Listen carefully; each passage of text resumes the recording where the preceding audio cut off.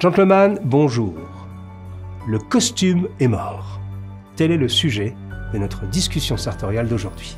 Pourquoi ai-je le culot de dire le costume est mort sur une chaîne YouTube consacrée à l'éducation sartoriale et à la passion sartoriale?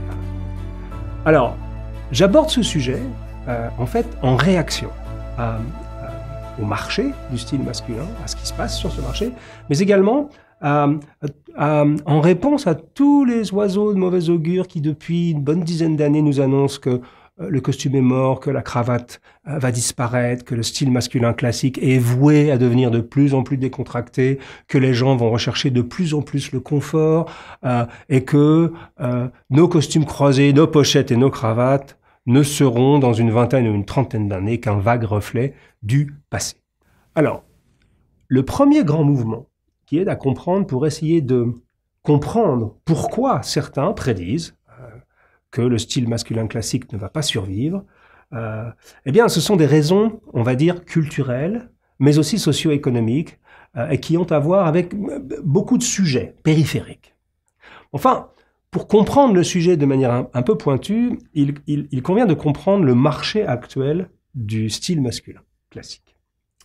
Il y a encore 20 ans, je pense que 80% des hommes qui portaient le costume au bureau, le costume et la cravate, d'ailleurs on disait le costume-cravate, le faisaient parce qu'ils étaient obligés de le faire.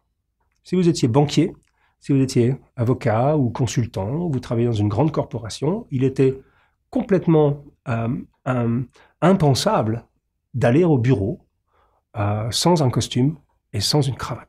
Aujourd'hui, en 2018, la situation a beaucoup changé. Rendez-vous compte, par exemple, que la banque JP Morgan, qui est une institution financière extrêmement connue aux États-Unis, notamment pour le fait que tous les gens qui travaillaient chez JP Morgan, les banquiers d'affaires, les banquiers privés, avaient tous cet uniforme un peu austère, mais très chic, du costume gris avec la cravate, sombre et uni. Donc JP Morgan, cette institution conservatrice au possible aux États-Unis, a décidé, je crois que c'était il y a 2 ans, de faire passer une circulaire à tous ses employés dans le monde entier pour les inviter à arrêter de porter le costume et la cravate. Alors, ça peut sembler complètement ahurissant comme fait, mais la raison pour laquelle JP Morgan demandait ça à ses employés est toute simple. C'est qu'ils avaient pour intention et pour obsession de s'adapter à leurs clients.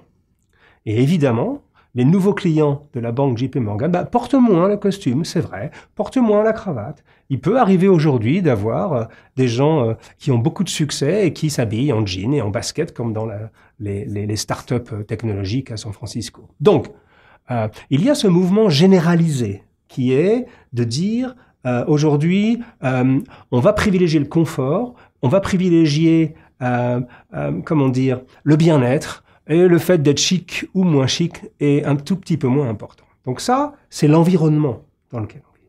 Et donc, la résultante de ça, c'est quoi? C'est que tous les hommes qui portaient le costume par obligation, je ne vais pas dire tous les hommes, mais la grande majorité de cette population, aujourd'hui, ne portent plus de costume. Parce qu'ils ne sont plus obligés de porter le costume. Je ne parle même pas de la cravate, qui est devenue facultative depuis fort longtemps.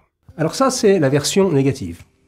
Maintenant, la version positive de ce mouvement de fond, eh bien, c'est toujours la même chose. Quand une tendance atteint son apogée, elle a toujours pour effet de créer ce qu'on appelle une contre-culture. Prenons un exemple. Dans les années 80, aux États-Unis, on est arrivé à un pic au niveau de la possession de véhicules, au niveau de l'industrie automobile. C'est-à-dire que chaque famille avait 2 ou 3 voitures et que toute la vie était organisé autour de la voiture. On mangeait en voiture.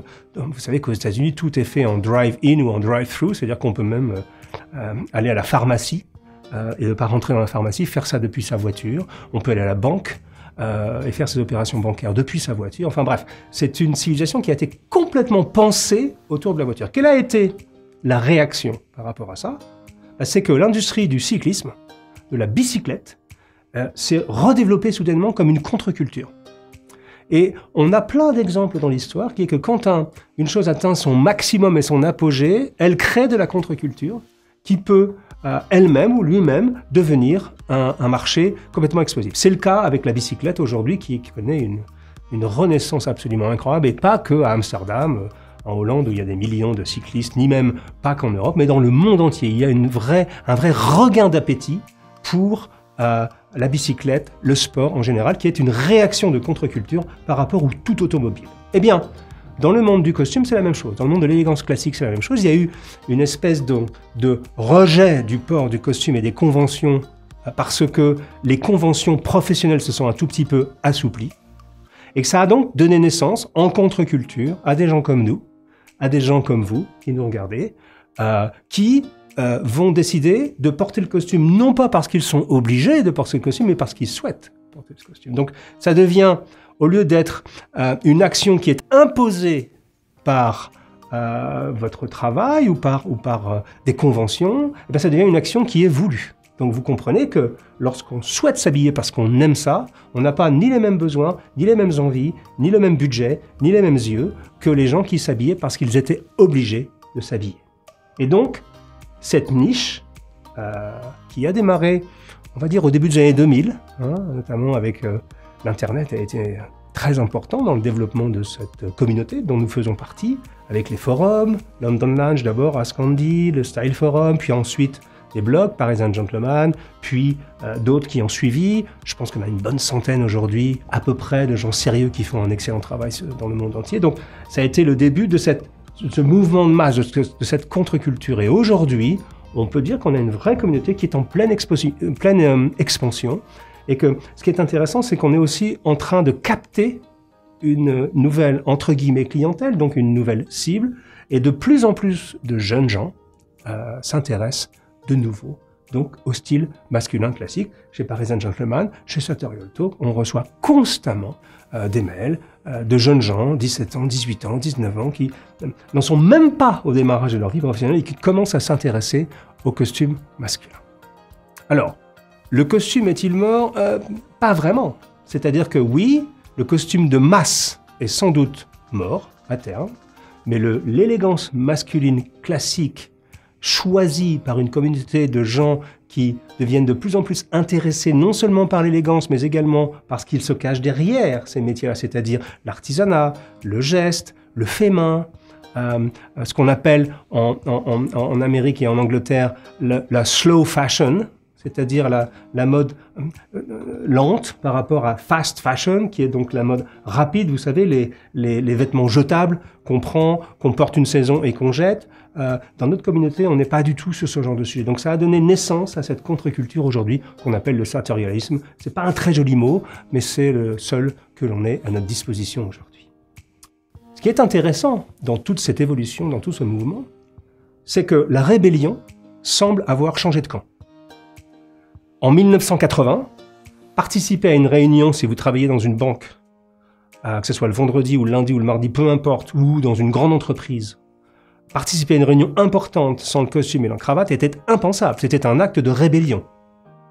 Je pense même qu'à certaines époques, ça aurait pu vous valoir un blâme.